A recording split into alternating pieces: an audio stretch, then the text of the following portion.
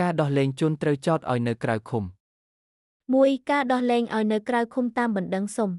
1.1 អ្នកដែលអាចប្តឹងសុំឲ្យដោះលែងនៅក្រៅឃុំ ជនត្រូវចោទអាចសុំឲ្យដោះលែងខ្លួននៅក្រៅឃុំបានគ្រប់ពេលតាមរយៈពាក្យសុំឲ្យដោះលែងនៅក្រៅឃុំ ជនត្រូវចោទអាចដាក់ពាក្យសុំនៅក្រៅឃុំសារជាថ្មីម្ដងទៀតទៅចៅក្រមស៊ើបសួរឬទៅសភាស៊ើបសួរបានក្នុងរយៈពេល1 ខែបន្ទាប់ពីមានសេចក្តីសម្រេចបដិសេធពាក្យសុំលើកមុន មាត្រា 217 ព្រះរាជអាជ្ញាក៏អាចសុំឲ្យដោះលែងជនត្រូវចោទបានគ្រប់ពេលវេលាផងដែរតាមរយៈបណ្ដឹងសុំដោះលែងឲ្យនៅក្រៅឃុំ មាត្រា 216 1.2 នីតិវិធីនិងសេចក្តីសម្រេចអំពីបណ្ដឹងសុំឲ្យដោះលែងនៅក្រៅឃុំ នីតិវិធីទាក់ទងនឹងបណ្ដឹងសុំឲ្យដោះលែងនៅក្រៅឃុំ នីតិវិធីមានភាពខុសគ្នាអាស្រ័យដោយបណ្ដឹងសុំធ្វើឡើងដោយជនត្រូវចោទឬធ្វើឡើងដោយព្រះរាជអាជ្ញា សេចក្តីសម្រេចអំពីបណ្ដឹងសុំឲ្យដោះលែងនៅក្រៅឃុំក្រោយពេលទទួលបានបណ្ដឹងសុំឬពាក្យសុំឲ្យដោះលែងនៅក្រៅឃុំរួចមកចៅក្រមស៊ើបសួរអាចសម្រេចដោះលែងជនត្រូវចោទឲ្យនៅក្រៅឃុំតាមដីកាសម្រេចដោះលែងឲ្យនៅក្រៅឃុំឬមួយមិនសម្រេចដោះលែងឲ្យនៅក្រៅឃុំតាមដីកាមិនព្រមដោះលែងឲ្យនៅក្រៅឃុំ នីតិវិធីទាក់ទងនឹងបណ្ដឹងសុំឲ្យដោះលែងនៅក្រៅឃុំ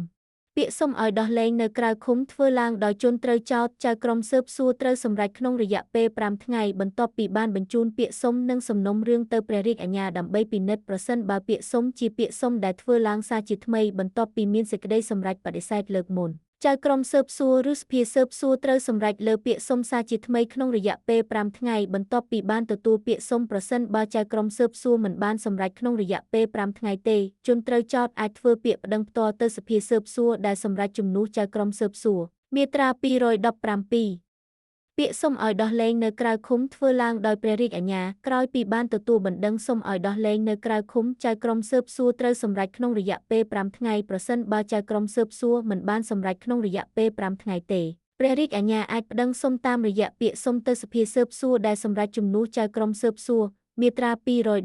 216 សេចក្តីសម្រេចអំពីបណ្ដឹងសុំឲ្យដោះលែងនៅក្រៅឃុំ ដីកាសម្រេចដោះលែងឲ្យនៅក្រៅឃុំដីកានេះត្រូវតែជូនដំណឹងភ្លាមដល់ព្រះរាជអាជ្ញានិងដល់ប្រធានពន្ធនាគារឬមណ្ឌលឃុំខ្លួនជាទូទៅដីកានេះមិនមានអានុភាពអនុវត្តភ្លាមនោះទេមានន័យថាជនត្រូវចោទត្រូវបានរក្សាទុកនៅក្នុងពន្ធនាគាររហូតដល់ផុតរយៈពេលសម្រាប់បណ្ដឹងឧទ្ធរណ៍របស់ព្រះរាជអាជ្ញាលើកលែងតែព្រះរាជអាជ្ញាយល់ព្រមឲ្យដោះលែងជនត្រូវចោទនោះភ្លាមតាមសេចក្តីសម្រេចជាលាយលក្ខណ៍អក្សរដែលត្រូវដាក់បញ្ចូលក្នុងសំណុំរឿង មាត្រា 276 ក្នុងករណីមានបណ្ដឹងឧទ្ធរណ៍របស់ព្រះរាជអាជ្ញាអំពីដីកាដោះលែងឲ្យនៅក្រៅឃុំជនត្រូវចោទដែលជាប់ឃុំត្រូវបានរក្សាទុកក្នុងពន្ធនាគាររហូតទាល់តែសភាស៊ើបសួរបានសម្រេចអំពីបណ្ដឹងឧទ្ធរណ៍ដីកាមិនព្រមដោះលែងឲ្យនៅក្រៅឃុំដីកានេះត្រូវតែមានសំអាងហេតុនិងត្រូវជូនដំណឹងក្នុងរយៈពេលខ្លីបំផុតដល់ព្រះរាជអាជ្ញានិងជនត្រូវចោទដើម្បីព្រះរាជអាជ្ញាឬជនត្រូវចោទអាចប្តឹងឧទ្ធរណ៍បានតាមមាត្រា 265 មាត្រា 267 និងមាត្រា 270 ក្នុងករណីព្រះរាជអាជ្ញាឬជនត្រូវចោទមិនព្រមនឹងដីកានេះ 2. ការដោះលែងឲ្យនៅក្រៅឃុំដោយចៅក្រមស៊ើបសួរ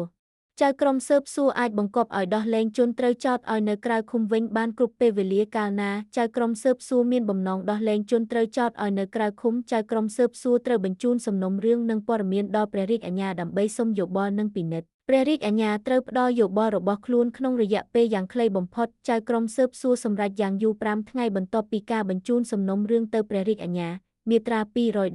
215 ក្នុងករណីបន្ទាន់ចៅក្រមស៊ើបសួរអាចបង្គាប់ឲ្យដោះលែងជនត្រូវចោទភ្លាមដោយមិនរង់ចាំយោបល់របស់ព្រះរាជអាជ្ញាចៅក្រមស៊ើបសួរត្រូវចង្អុលប្រាប់មូលហេតុនៃការបន្ទាន់នេះនៅក្នុងដីកាសម្រេចរបស់ខ្លួន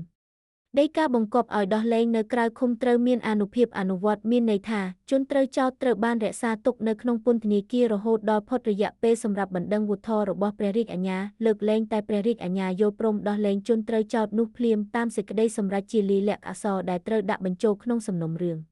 ក្នុងករណីមានបណ្ដឹងឧទ្ធរណ៍របស់ព្រះរាជអាជ្ញាអំពីដីកាដោះលែងឲ្យនៅក្រៅឃុំជនត្រូវចោទដែលជាប់ឃុំត្រូវបានរក្សាទុកក្នុងពន្ធនាគាររហូតទាល់តែសភាស៊ើបសួរបានសម្រេចអំពីបណ្ដឹងឧទ្ធរណ៍